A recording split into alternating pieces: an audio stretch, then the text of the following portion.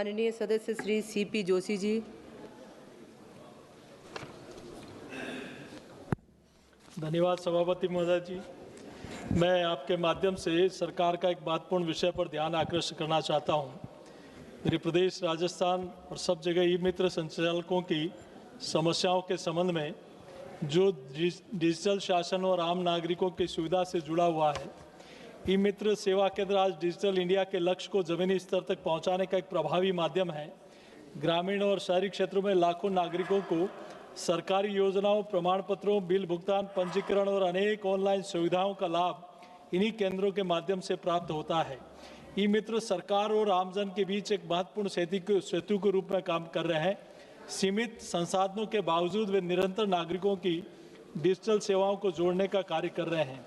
मैं कुछ व्यवहारिक समस्याएं जो इन संचालकों की है, उनका जो कमीशन है उसको बढ़ाया जाए और संचालकों को किराया, बिजली, इंटरनेट, मशीनों का रखरखाव, अन्य खर्च स्वयं वहन करना पड़ता है।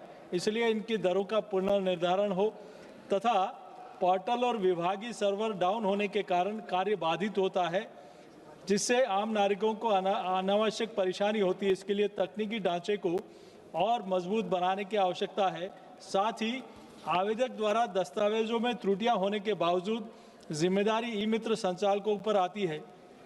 इस संबंध में स्पष्ट दिशा निर्देश और संतुलित व्यवस्था बनाई जानी चाहिए। चौथा, भुगतान कर जाने के बावजूद सेवा पूरी नहीं होने की स्थिति में समयबद्ध रिफंड प्रणाली और प्रभावी शिकायत निवारण तंत्र भी आवश्यक है। अतः मैं आपके माध्यम से सरकार से आग्रह करता हूं कि ई-मित्र सेवा केंद्रों को सुदृढ़ीकरण और संचालकों की समस्याओं के समाधान के लिए आवश्यक नीतिगत कदम उठाएं। बहुत बहुत धन्यवाद।